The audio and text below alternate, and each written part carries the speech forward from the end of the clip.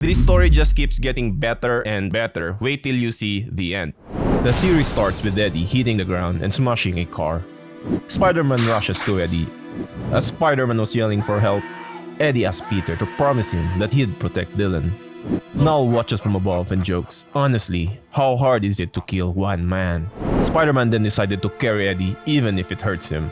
As he was about to carry Eddie, his spider sense tingles. Spider-Man barely dodges the blasts. A group of nullified Avengers approaches. Spider-Man decided to retreat as he yelled, "No one else is coming." Then Johnny, the Human Torch, blasts one of Knull's dragons. As he said to Spider-Man, "Get Eddie help, take him to the Fantastic Four lab, I got this." Spider-Man warns Johnny that fire doesn't hurt them, and to not be stupid and to come with them. And Johnny said, "Good, then my Nova Blast won't hurt the people trapped inside." And Spider-Man replied, "Johnny, you can't, you'll pass out afterward, and they'll take you too." And finally, Johnny said, "I know, do me a favor and tell everyone I said something cool and heroic before I fell. I can't have a reputation to maintain." As Johnny unleashes Nova Blast, Spider-Man and Eddie went swinging away. And in the next scene, we see Eddie already at the Fantastic Four's lab and already connected to a life support. After Spider-Man got the info on Eddie's condition, Spider-Man asked Jane Foster, the Valkyrie, "How we fix him, Doc?" And she replied with, "I have a gift that tells me how near a person is to death." Valkyrie then looks over to a giant skull who is looking over Eddie, and Valkyrie says, "We need to hurry." As Spider-Man was walking away and telling Valkyrie to do what she can, Valkyrie said that she needed to be elsewhere and that it was her duty to handle Sentry's soul. As Dylan was busy playing some video games, he hears the door opens and he saw a disappointed looking Spider-Man, and he understood the situation. Spider-Man was ordering Dylan to pack up and he needed to get him to safety. Dylan asked, "Is he dead?" Spider-Man was shocked and said, "Not when I left him." Dylan was shocked as there was a group of Avengers on the laboratory. Mr. Fantastic is busy coordinating with Agent Coulson. Black Panther is pissed because Thor has not yet arrived.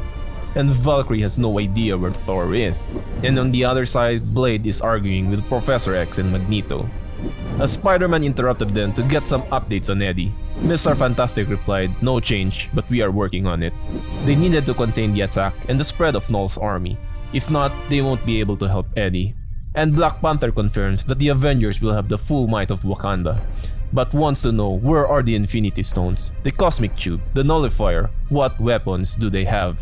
And Blade interrupted, "Do we really need this kind of firepower?" And Valkyrie replied, "He was the first being born in the void. He killed Celestials, he killed Sentry, and now he's taken almost all the Avengers." And out of nowhere, Namor arrives. Namor yells, "My people have been fighting the freezing dark for millions of years. You all just started and you are losing." And Namor then confirmed that his people are here to fight, but wants to know if there was any plan in place.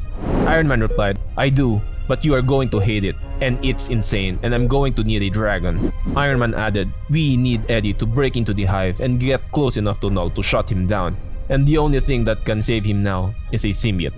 As Iron Man heads out, he said, "I have a few other ideas."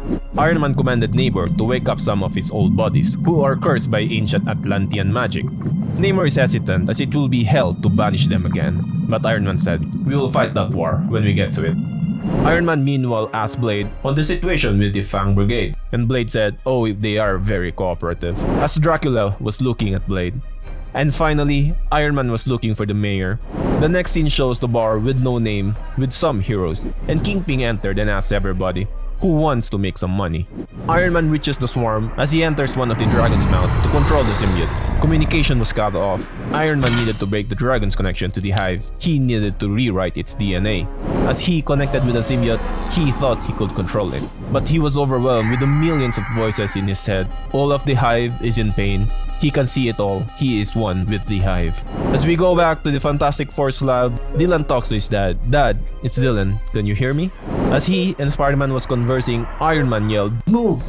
He was in a hurry as he doesn't know how long it'll take Knull to overwhelm his programming. As Iron Man was releasing the symbiote to Eddie, Dylan said, "Wait, no, something is wrong."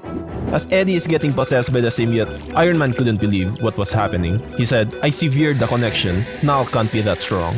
As Dylan yelled, "Move! Everyone move!" he blasts the symbiote into dust, and they realize Dylan is their secret weapon. Everyone was overwhelmed by Dylan's revelation, and they missed to notice Eddie's heart has stopped beating. So now Knull has finally killed Eddie, but Dylan has also finally revealed his powers. If you guys haven't watched episode 1 yet, I highly recommend you watch that first right here.